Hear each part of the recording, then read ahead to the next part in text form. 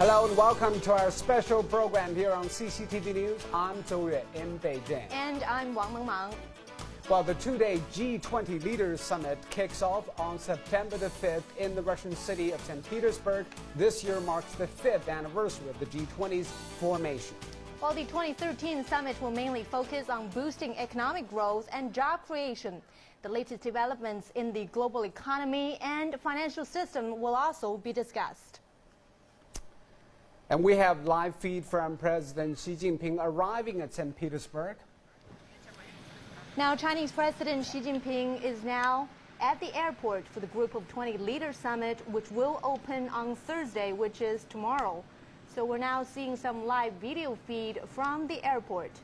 Now, leaders attending this meeting will evaluate global economic growth and discuss ways to promote job creation and open trade.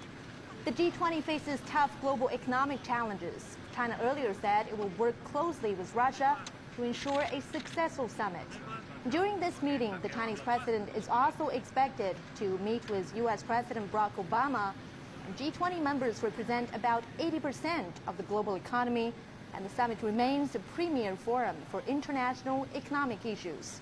Following the G20 summit, President Xi will also attend the 13th meeting of the Council of Heads of Members of States of the Shanghai Cooperation Organization in Kyrgyzstan.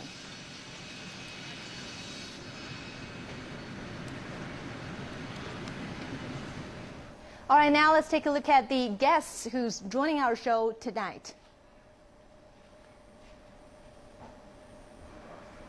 Now, we have our correspondent Guan Xin standing by in St. Petersburg, and she's going to bring us the latest from the summit over the last 2 or 3 days.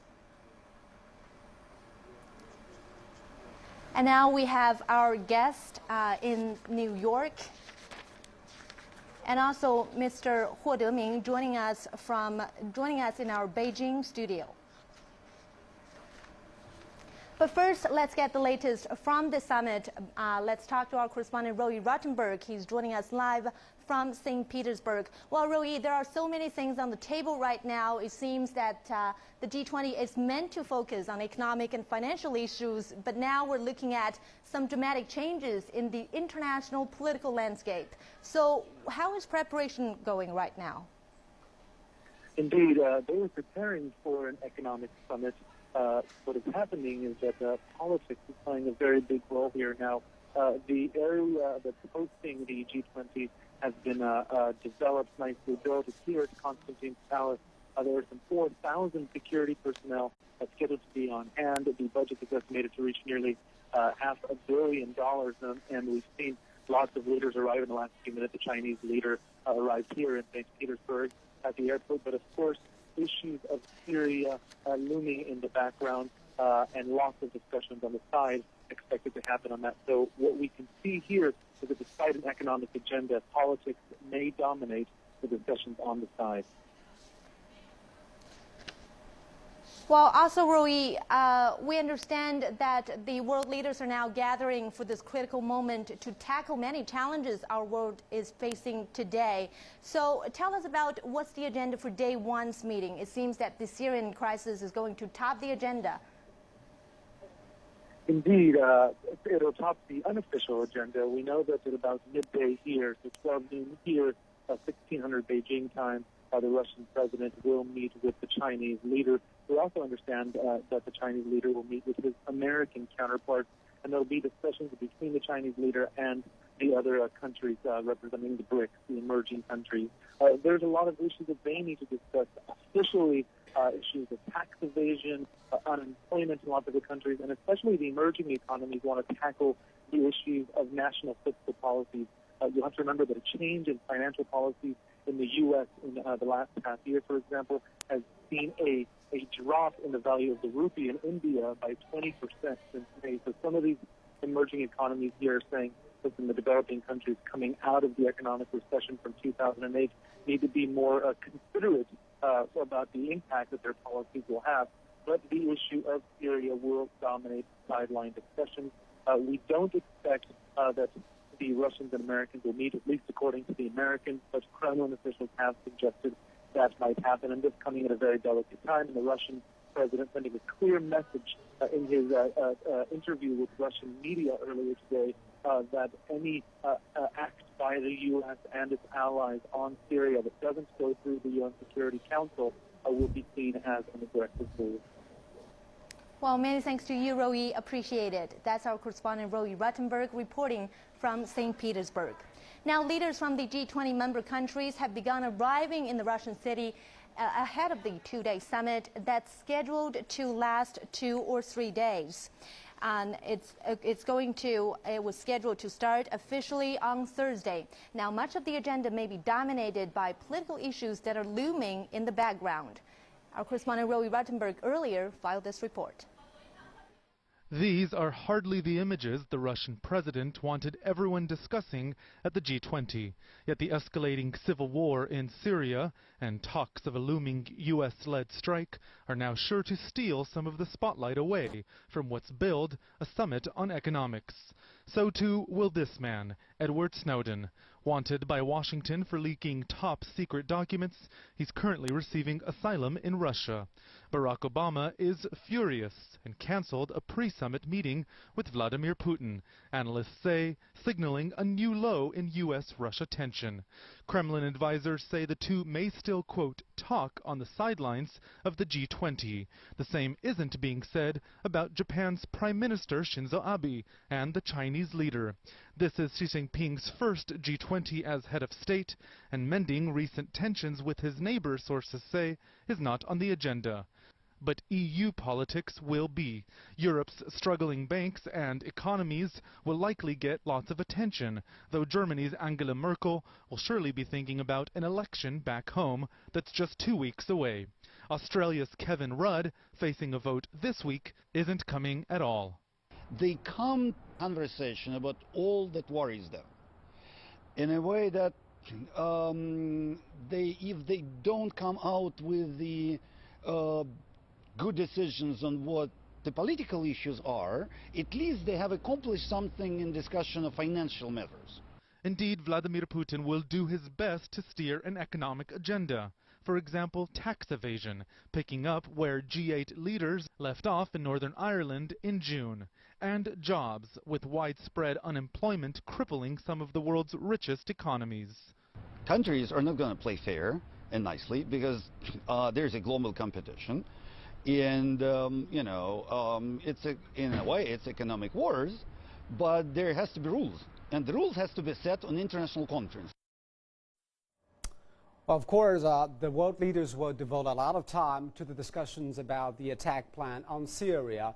But of course, the G20 summit is all about economy. Still, a lot of time will be devoted to discussions about where the world economy is heading. And for that, we are joined here in the studio by Professor Huo Deming from the National School of Development at Peking University, and also Max Wolf, ZT Wells, Chief Economist and Strategist in New York. Thanks for joining us, both to all of you. Professor Huo, let me start with you. Thank you.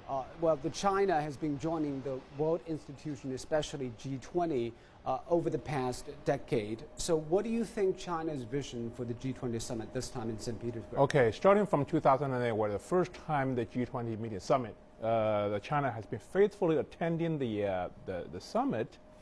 And although I should say within the last 5 years or so, the Chinese leaders have been represented by, have been present themselves as a cooperation entities. That is, whatever is to put on the table, if it's right, for instance, it's against trade protections and for the environment issues and even for the financial crisis. I think China has always been very enthusiastic in participation, also listening to the countries like the U.S. and others that the way they are heading to. Yeah. So I think in a way that China is not sort of maneuvering the summit, but always been a very, very obedient, well, not obedient, religious, faithful participant listening to the rest. Well, there's going to be a lot of interactions between the world's second and the largest economies. Max, what is the U.S. vision about this institution, and what will be the agenda in St. Petersburg this time? So I think this is going to be a fairly difficult meeting, as some of your reporting pointed out. The United States certainly has some major issues with Russia, not least to do with Mr. Snowden, but also very much to do with recent standoffs in the UN Security Council between the United States and Russia about actions in Syria. That being said, what the world really needs, and the United States needs, is better cooperation with China, and the United States needs to engage in a series of important conversations with global economic leaders, because just a few days after the end of the G20, we're going to get another round of decision-making from the American Federal Reserve, and we've already seen caution around the world and some economic weakness around the world relating to fears having to do with tapering from our Federal Reserve and an increase in global interest rates that is likely to produce. Of course, the tapering of the quantitative easing policy in the U.S., it will be felt by the rest of the world. Already the emerging economies have felt the pain. So what do you think is the impact going to last? Okay, I think this time we're going to turn the things around. Because I remember 3 years ago when we started this, when the U.S. started this quantitative easing things, everybody was, well, at least for the developing countries, everybody was against it because simply that's going to bring world inflations. But it didn't happen. On the contrary, what we see now is the U.S. as well as Japan, that because of the quantitative easing, somehow they're getting the momentum, especially in the U.S. The stock market, the real estate market is also coming back. But when we're talking about tapering of the quantitative easing things, Indonesia and India, they started worrying about it. I think this time represents sort of an imbalance in the sense that for these emerging market economies or developing economies, they're not really ready for this sort of international flow of capital. So, Max, do you think that the emerging economies' painful reception of the quantitative easing tapering should be a concern for the U.S. decision makers? Absolutely. I think U.S. decision makers have two major issues here. One is the U.S. economy is stronger than it was, and it's a good point, and our asset prices, the stock market, asset prices and real estate have recovered. The job market here has not. The American public has not. Therefore, we are still in a much weakened position as against where we were economically 2005, 2006, 2007. And the other thing is that the U.S. needs to take responsibility of a global leader. And if you are making global central bank policy, which to some extent the Federal Reserve does, then you need to factor the global economy in. We've had a tendency in the United States to undermine our position in the world and hurt the global economy by being too narrowly focused on our own American needs and not being open to discussions about the global implications of our decision. So when is the appropriate timing to really tapering off the quantitative easing that the U.S. is planning to do? I mean, I think that's a very difficult question. Ideally, we would have enough economic growth, what's sometimes called escape velocity, for our economic growth to be able to stand on our own 2 feet without the government support. On the other hand, it's clear that we've done enough stimulus from the monetary side for long enough to have created global distortions in the value of different currencies and also different asset classes. So I think we probably should begin tapering at the end of this year. However, tapering in September, the worst month for equity markets, right around the German elections on September 22nd, and in the midst of the showdown over Syria, is somewhat undesirable. And briefly, very briefly, what do you think the emerging economies should do to stave off those potential dangers of the U.S. tapering off of quantitative easing? For the developing economies, especially what they need to do is to focus on their own structures. That is, do not rely too much on this international capital flow, hot money per se. That is going to hurt themselves, although in the short run, well, it might be abundant for them so that they can use it, but through these experiences, that there's no good ending, so to speak. Quantitative easing is good for the United States, but not for the rest of the world, especially for those unprepared developing economies. All right, and we will have more discussions about the world economy and the financial reform in the framework of the IMF later on in our broadcast. You're now watching CCTV News. All right, now let's focus on one of the emerging economies, India. India counts among the Brics nations, which are due to hold a meeting on the sidelines of the G20 summit on Thursday. Indian Prime Minister Manmohan Singh is expected to attend this two-day summit. Now, for the very latest on that, let's talk to our correspondent Shweta Bajaj. She's joining us live from New Delhi. Well, Shweta, at the G20 summit, we're going to see a lot of multilateral discussions and also bilateral meetings. So, can you tell us the latest on the currency crisis in India? Well, currency crisis is what has been garnering a whole lot of attention here in India. Just to give you a background, really, India's currency has been devaluating largely because of its current account deficit.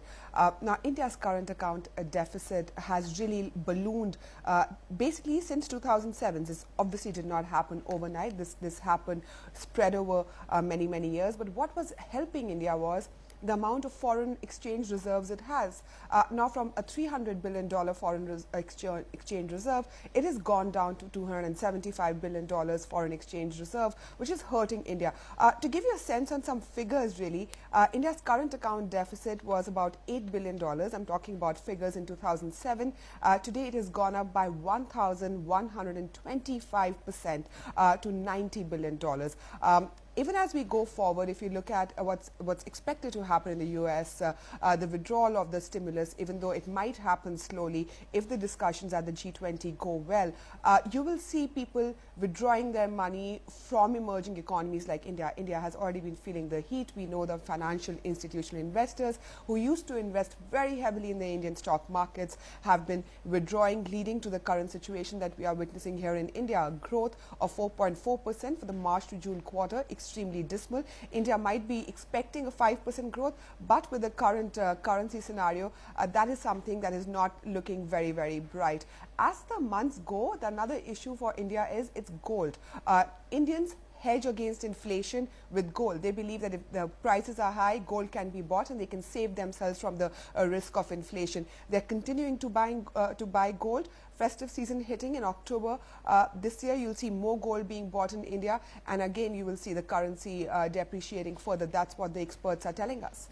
Well, Shweta, how has this affected Indians' expectation from the G20 summit? What has India brought to the G20, and what does it wish to take away from this? Well, the Indian Prime Minister has left for St. Petersburg. Before he left, of course, he spoke about, in a statement given, he spoke about the U.S. stimulus, that should go away slowly and there should be discussion.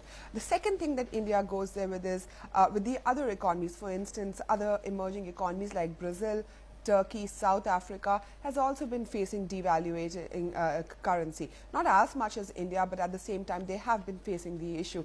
So they are planning to talk with the developed nations about a possible coordinated action so that the money doesn't flow out so fast from these emerging economies. But in India itself, the talks is really about the structural change that the country needs to go. India has been seeing a whole lot of investment in foreign institutional investors coming into Indian stock markets, hot money entering India. That hot money is going out, leading to the current situation that we see the country in.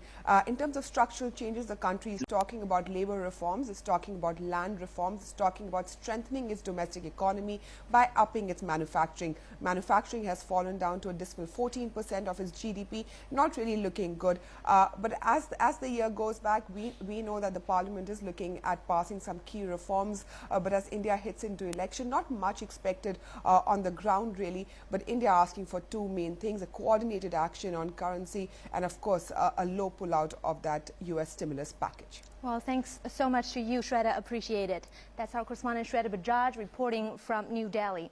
Well, let's get another perspective from one of the Brics nations. The rise of the U.S. dollar has been causing concern of inflation in Brazil, but the country's external trade balance could also see benefits. Now, Paulo Cabral has this report. The people in this workshop are mining old circuit boards and cell phones for metals that can be recycled. All of this will be exported, in this case to Japan, where the metal recovered here and made into blocks will be refined and reused. All these cell phones are to be exported for recycling. The price from $6 to $8 for 1 kilo. And it's a good thing for the exporters that all these prices are denominated in US dollars, because the Brazilian real depreciated almost 15% only this year. It's the same logic on another scale for Brazil's big commodity exporters, trading soybeans and iron ore.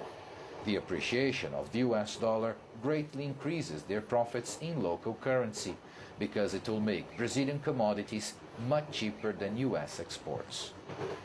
External trade balance is deteriorating because the recent tendency to import was very robust. But now, with the changing in the exchange rate, we are going to reverse this tendency. However, the president of the Brazilian Association of Foreign Trade says there are two sides to this issue. Of course, the currency devaluation is good for exporters, but it will be a problem for the importers. And actually, there are many manufacturers' goods we export that are made with imported components. So on one side, the costs for these companies will also increase.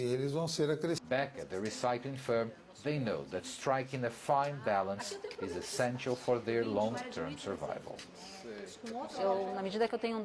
Of course, the devaluation of the real is good for my business in the short term. But if this goes too far and things get too expensive, then people will buy less, and I'll have less material to recycle and export. Economists say that the devaluation of the currency will help to make Brazilian products more competitive abroad. But most warn that more sustainable growth can only come from increased productivity. Paulo Cabral, CCTV, São Paulo. Well, obviously, a lot of emerging economies have already felt the pinch because of the easing of the U.S. monetary policy. Some say, well, the world is taken hostage by the U.S. Federal Reserve because what they decide may have ripple effects from around the world. For example, India and Brazil, their currency have devalued some by 20, by 15%. So what does this say about the nature of those emerging economies? Well, U.S. dollars is the de facto international currencies that is bound to affect a lot of countries. For the developed country, they might be insulated from this U.S. currency stimulation simply because they have a better financial market. But for those Brazils or Indian countries, it's very hard simply because they need money, but they don't need money in a very big quantity. So in a short time, if somehow the U.S. is flooding the market, then that's bound to go somewhere. China has been well insulated from this kind of hot money simply because Chinese financial system is very sort of protective or closed. But for Brazil or for India, that is not the case. So I think this time real problem is not within the United States. I think this time it's the developing countries, those countries who are in desperate need of funds or currencies to stimulate their own economy so that to take advantage of the economic growth. And that is their fault. But are those capital flies away from emerging economies back to the U.S. a good thing for the U.S. itself, Max?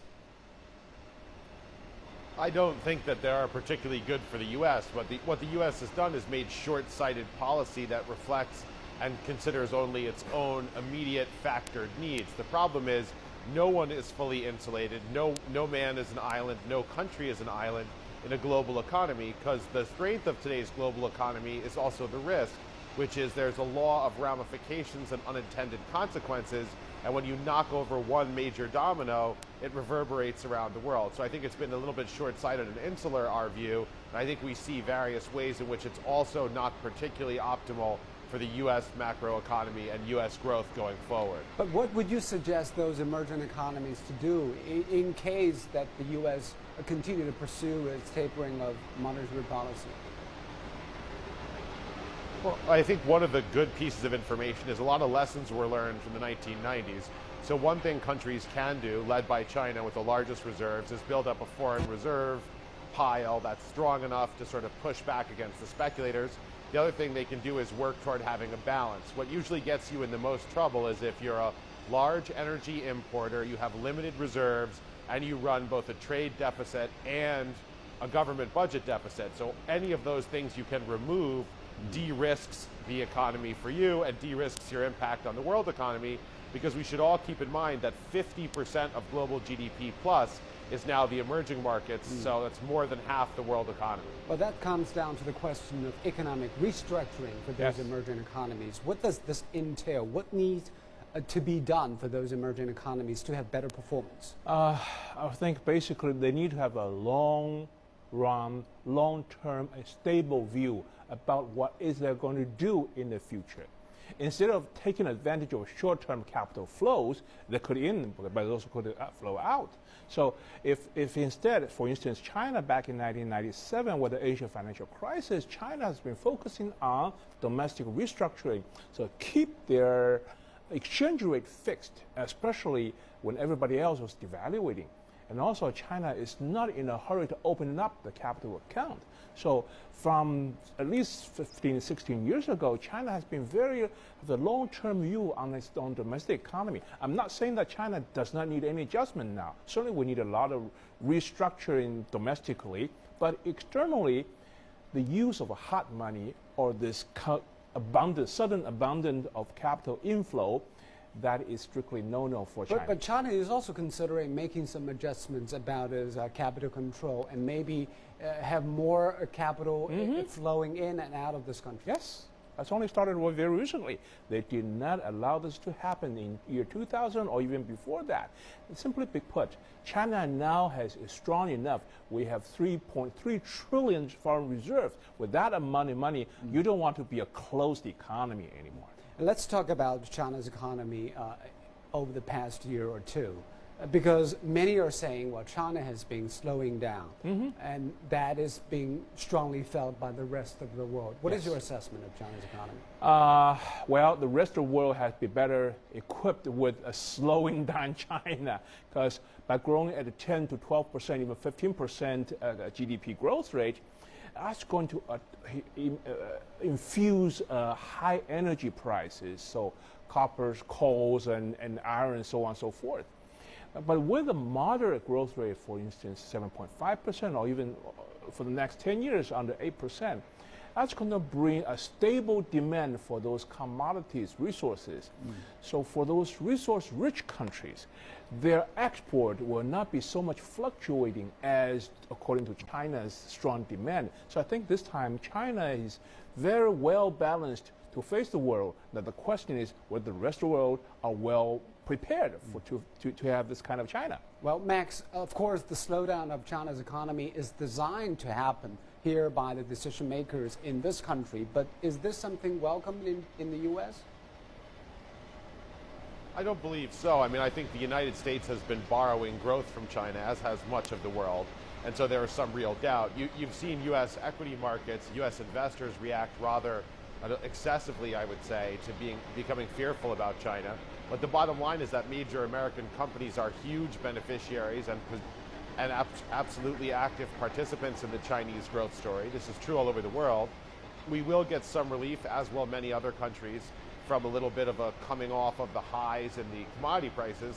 Unfortunately, one of the major commodity prices that could and should be offering us relief would be in the energy business, particularly oil, and because of some tensions in the Middle East, some exacerbated by concerns over potential U.S. engagement with Syria, we haven't gotten that relief. That being said, on the balance, China economic growth is good for the world, it's good for the U.S., but a balanced high growth, if lower than the recent, is also consistent with excellent performance both for the world and for the U.S. macroeconomy. So I think the concerns are a bit overdone, but we benefit too, as does the world, from a growing and well-balanced Chinese story. All right, and later on we'll be talking about how the world of financial regulation should be carried out and what needs to be fixed. And my colleague Mama Man has more on that. Right, so now we have a little look into the background, into the history of the G20. Well, the G20 was created in 1999 in response to the financial crisis of the late 90s, the growing influence of emerging market economies, and their disproportionately small participation in the global decision-making process. G20 leaders met for the first time in 2008 in Washington, D.C., and it played a pivotal role in responding to the global economic and financial crisis. The main objective of upgrading consultations within the G20 was to cope with the current financial crisis and set a framework for preventing future ones. It also aimed to secure sustainable and balanced global growth and reform the architecture of global governance. Since then, the G20 has been considered a major mechanism for promoting international economic cooperation, regulating financial markets, and influencing global economic policy. Prior to the G20, there were other multilateral mechanisms such as the G7 and G8. The G7 was started in 1975 as an informal gathering of heads of state from the world's most advanced economies. In 1998, Russia joined the group, making it the G8. Since 2005, the G8 has been holding expanded dialogue sessions with the major emerging economies of Brazil, China, India, Mexico, and South Africa. Well, since 2008, 7 G20 leaders meetings have been held, and major achievements include strengthening the role of emerging economies such as the Brics, reforming international financial institutions, and improving discipline and tightening oversight over national financial institutions and regulators, and also improving the quality of financial regulations in economies whose regulatory problems led to the crisis. Well, the first 3 summits were all held against a background of worsening economic conditions worldwide. Leaders agreed that a response based on macroeconomic cooperation was needed to restore growth and support emerging and developing countries. Pledging to restore lending and strengthen financial regulation to restore trust, they tripled resources available to the IMF to $750 billion, pledging resources for the poorest countries. While the final 4 summits took place amid a slow and incomplete economic recovery, with leaders agreeing to promote growth and jobs worldwide. They decided to set up a G20 task force which would prioritize youth employment. G20 leaders also made progress in reforming the international monetary system to make it more representative, agreeing on actions that would help reap the benefits from financial integration. European members of the G20 agreed to safeguard the stability of the area, working in partnership with the new Greek government to ensure they remain on the path to reform. Now, for more on Russia's role, let's cross live to our correspondent Alexei Yarorevsky in Moscow. Well, thank you so much for joining us, Alexei. Now, tell us about Russia's core interest and its key concern at this G20 summit. Well, we obviously understand that the summit will be mostly dedicated to economic issues. This is something which has been already outlined by Russia's President Putin in his interview to Associated Press agency yesterday. He said that most of the important issues like the development of like the growth, economic growth of developing countries and in particular one very stressing issue of tax evasion and shadow banking and fighting corruption will be the priority at the summit. After all, this summit is all about economy. One issue will be looked at particularly is the curbing by the United States of its quantitative easing program, which has been a great help to developing countries. Over $85 billion annually were helping to develop the markets in these countries. Now, as the U.S. economy is struggling, obviously this budget will be cut down to $65 billion, which may affect the markets in many developing countries like India and other countries in Asia as well. So obviously these countries participating in the G20 group will be asking the United States to reconsider the policy or either just take the plight, the economic situation in these countries into consideration before making any significant moves. Now, we also understand that there will be something of a mini unofficial summit of the Brics organization held on Thursday, and one of the most important issues discussed there will be the development bank of the Brics countries, something which had already been agreed in Durban during the Brics summit this year, earlier this year. Obviously, here during the unofficial Brics summit, the countries will be moving one step closer to launching this bank and launching the initial budget of $50 billion with this bank. So all in all, we understand that more than 16 economic issues will be discussed during the summit, which, as I've said, is holding the economic growth and economic problems of the current world as its priority. Well, Alexei, there are also concerns that the focus of the summit would shift from economic and financial concerns to political ones, including the possible crisis, including the possible U.S.-led attack on Syria. And also, the White House has called up this important bilateral meeting between U.S. President Barack Obama and Vladimir Putin. So how big are the chances for that to happen?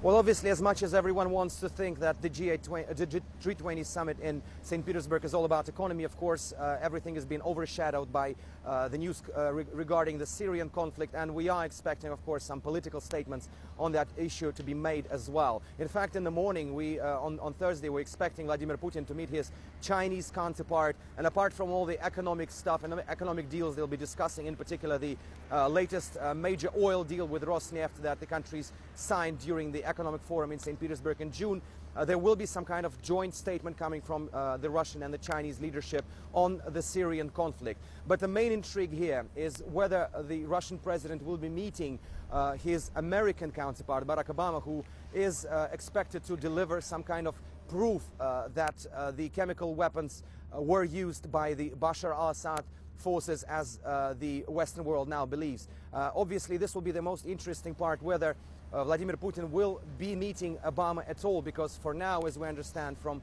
his schedule, he has no meeting with Obama in the next several days. And the most likely meeting that will take place is an unofficial meeting somewhere along the lines of the G20 summit. Also, adding more fuel to the fire is the fact that Barack Obama and Vladimir Putin were scheduled to meet in Moscow just a few days ahead of the St. Petersburg summit, and they didn't meet, partly because Barack Obama refused to come to Moscow because of Russia granting a political asylum to Edward Snowden. So this is all stirring things up, and we are expecting some political statements to come out of the summit in regards to the Syrian conflict, though nobody, none of the press I've spoke to already can predict what kind of statements can those be. Well, thank you so much, Alexei, for your report from Moscow. That's our correspondent, Alexei Yaroshevsky, and we'll certainly keep watching how that develops. Yes, as Alexei reported, there are going to be a lot of differences to be ironed out, especially the Syria attack plan. The dispute between Russia and the U.S. over whether to launch that attack or not. We're still ahead on this special program. We will take a look at China's economic reform policy, the transition of its economy, and the prospects. And we'll also have an in-depth interview on the upcoming G20 Leaders Summit. So much more ahead. Stay with us.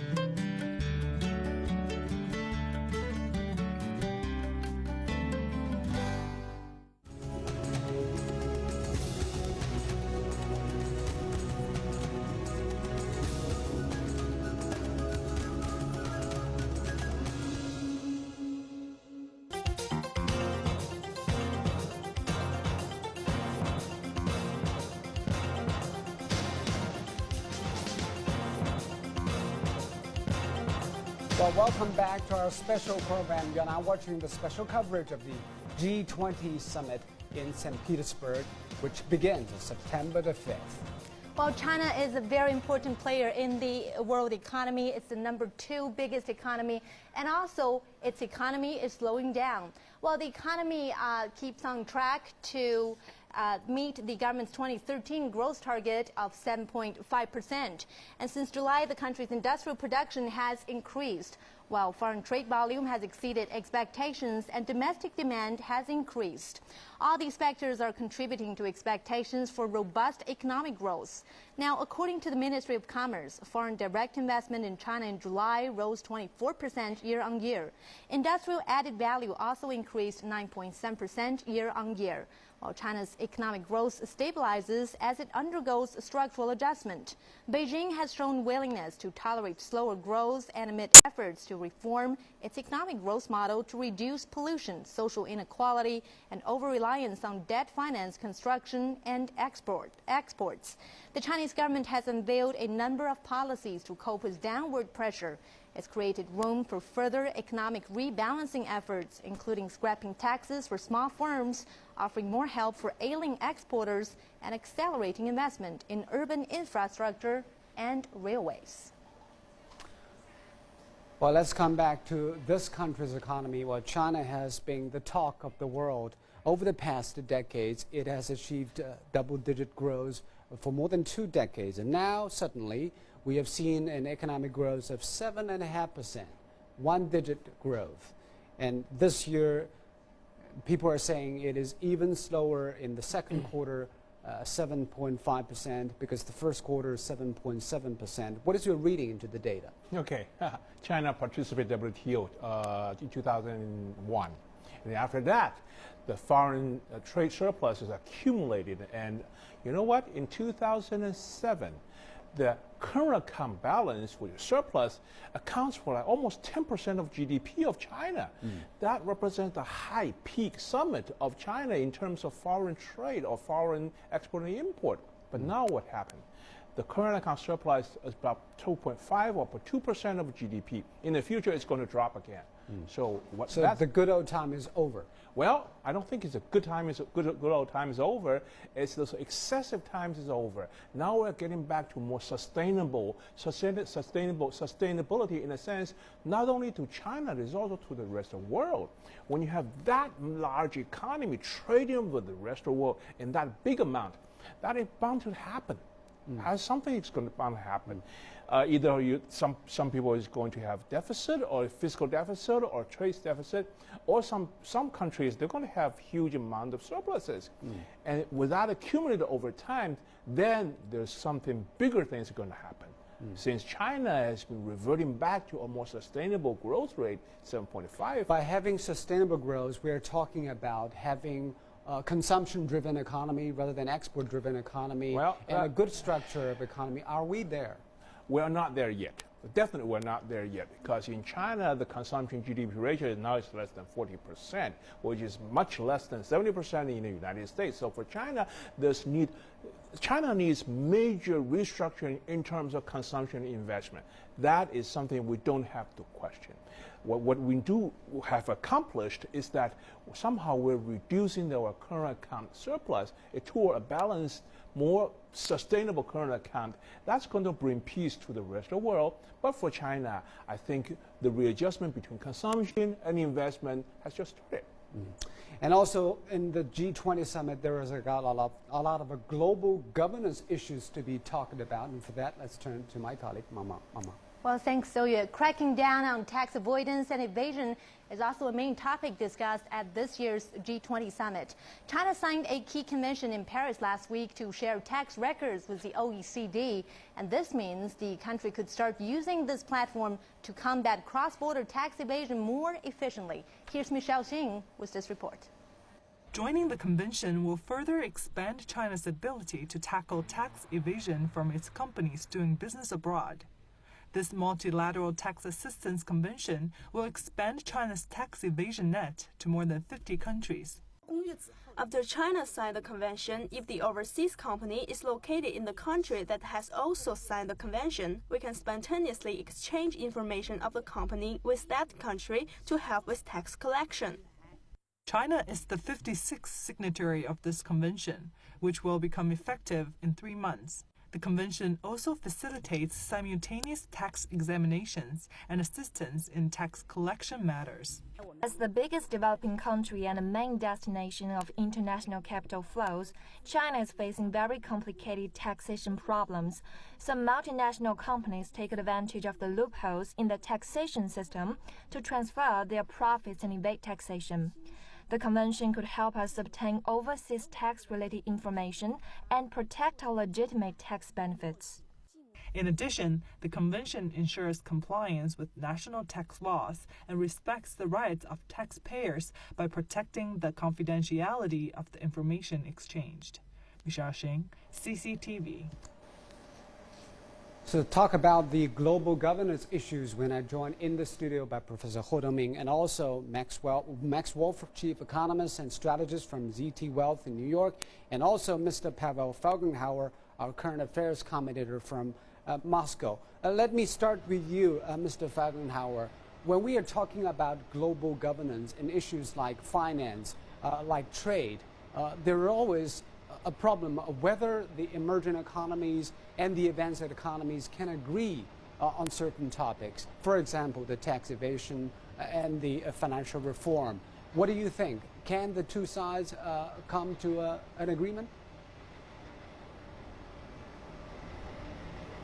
Well, there is a basic convergence of interest to fight tax evasion by all governments of developed and developing and emerging markets, especially as the world economy has slumped. So problems with filling budgets have arisen in many countries, and in developing countries too, and in Brics countries too. So everyone is seeking to stamp down on tax evasion so that the budgets would not be in such a terrible deficit. This is also a problem with Russia, which enjoyed being in the blue, the federal budget, for quite more than a decade, and now we have problems. We have some growing deficit. And so Russian companies did do a lot of tax evasion. Now the official policy in Moscow is de-offshorization, to bring the Russian economy, the control of the Russian economy out of offshores back into Moscow. So yes, there is a common interest. This common interest is right now developing into common programs, and I think it could be very effective.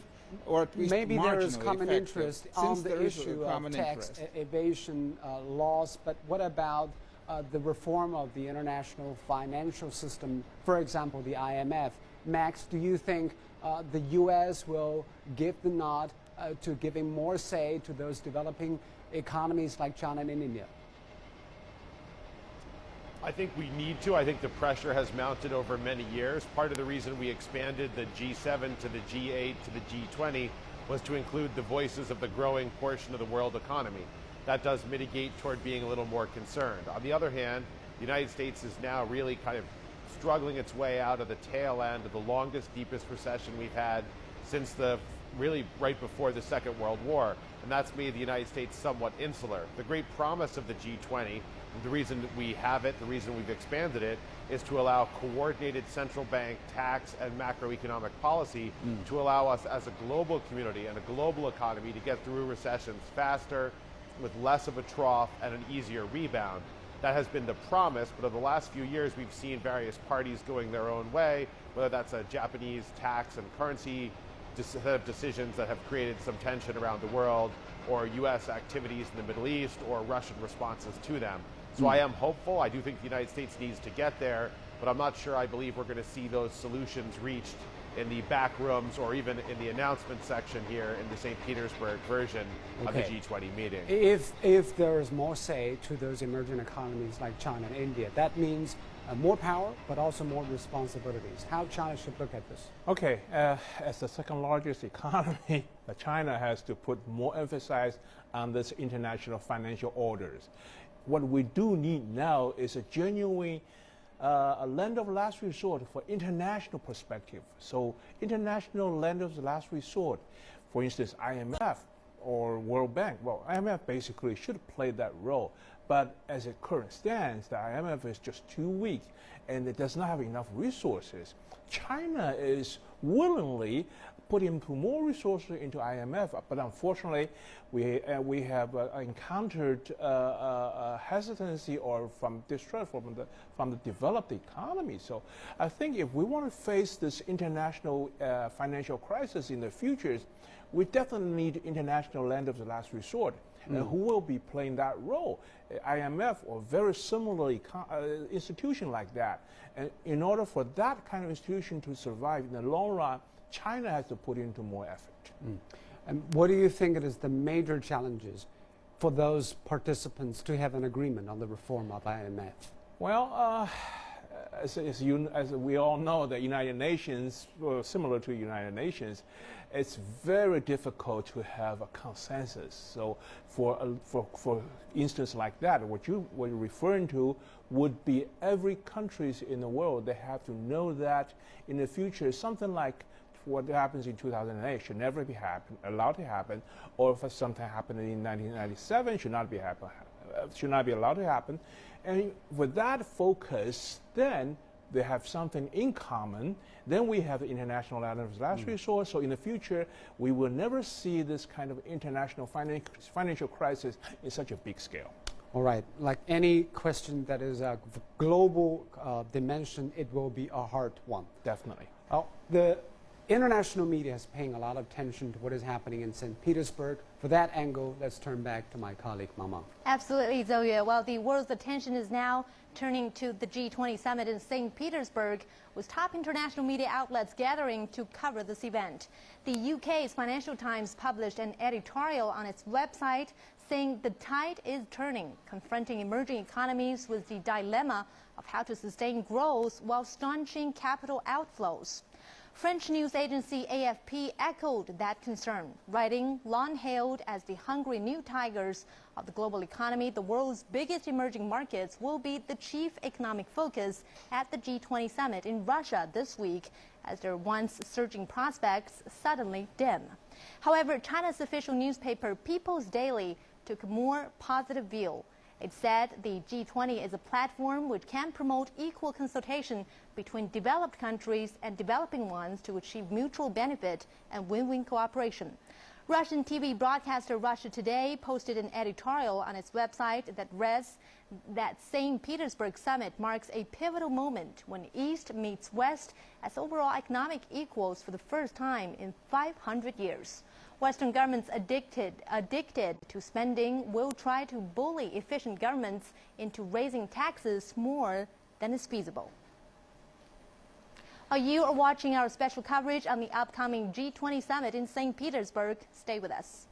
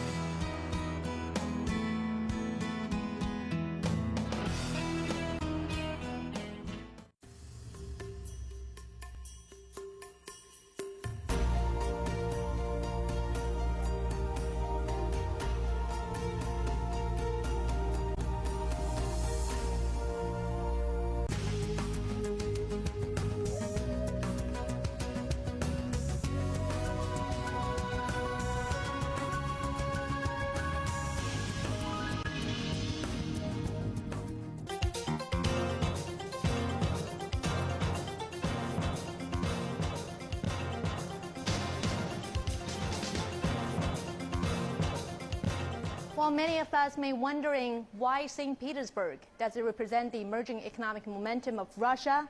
Well, don't forget that the U.S. chose Pittsburgh as the first G20 venue to show to the world its economic transformation in a post-industrial age. St. Petersburg similarly has everything that a new business hub needs to be in shape. St. Petersburg, the second largest city of Russia. St. Petersburg was the imperial capital of Russia. In 1918, the central government bodies moved from St. Petersburg to Moscow. St. Petersburg is a major European cultural center and also an important Russian port on the Baltic Sea. St. Petersburg is often described as the most western city in Russia, as well as its cultural capital. The historic center of St. Petersburg and related groups of monuments constitute a UNESCO World Heritage Site. St. Petersburg is also home to the Hermitage, one of the largest art museums in the world. A large number of foreign consulates International corporations, banks, and other businesses are located in St. Petersburg. This might be the key reason the Russian government selected the city. St. Petersburg is a major trade gateway and the financial and industrial center of Russia. It's the main link between the Baltic Sea and the rest of Russia. It specializes in oil and gas trade, shipbuilding yards, and other machinery buildings. In the meantime, software and computer industries is also booming here. It was also home to Lesnar, one of Russia's pioneering automobile manufacturers. Many foreign automakers have invested here, such as Japan's Toyota and Nissan, and South Korea's Hyundai. By any measure, this G20 meeting is taking place in one of the next global business hubs, Xiaoteng, CCTV. Now, our reporter Guanxin is joining us from St. Petersburg. She's going to bring us a sense of what's going to happen at the G20 Summit. Well, Guanxin, so many things are happening right now. Leaders are expected to talk about monetary policy, tax transparency, and also effective regulation. So how are leaders going to address these issues? We just started to deal with the financial crisis in 2008. Now, almost 5 years since the financial crisis, the global economy is still mired in low growth and high planning volume. Recent projections from IMF are for weak growth due to the recession in Europe and weak economic recovery in the U.S. and marked slowdown in emerging economies. So the G20 Summit in Russia comes at crucial time for leaders in all major economies to coordinate their policies and socio-economic growth.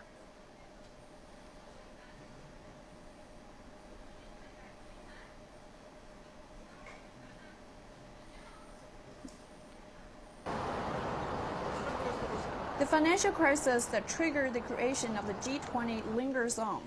When leaders meet in Russia's second-largest city of St. Petersburg, they are faced pressing challenges. Are we wrapping The U.S. economy is picking up, but growth remains weak. The European Union is still fighting a debt crisis. Chinese exports and economic growth have dipped. And emerging economies such as India and South Africa are facing capital outflows and currency depreciation. Global economic conditions remain challenging. Growth is too weak, employment is too high, and recovery is too fragile. More work is needed to improve the situation. There is a need for structural reforms across all major economies.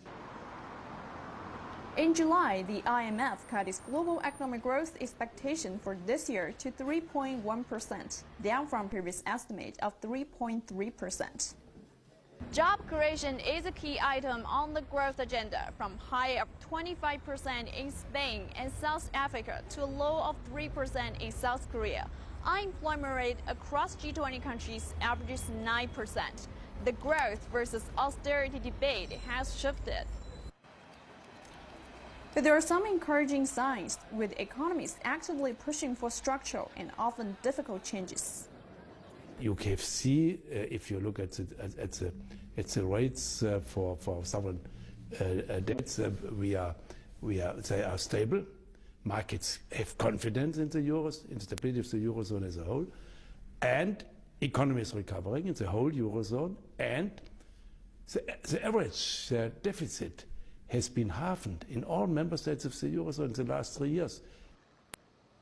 The global economic challenges that need to be addressed will test the determination and unity of G20 members. Analysts say it's not realistic to expect the summit to solve everything in just 2 days. However, continued coordination of national macroeconomic policies is crucial to build confidence. Leaders will have the opportunity to join forces and hammer out a global response to the most pressing issues. World leaders are starting to arrive in the Russian city of St. Petersburg ahead of the 8th G20 Summit taking place this week. Well, the Chinese President Xi Jinping is expected to attend the 2-day G20 Leaders Summit, and we will have more. And we'll certainly bring you special coverage of this event at the same time tomorrow. Well, thank you, Mr. Huo Deming. Thank you, Mr. Fagenhauer, and also Max Wolf for your participation and your insight. We will have more tomorrow. I'm Zhou in Beijing. Goodbye. And I'm Wang Meng. Thanks for watching. Goodbye.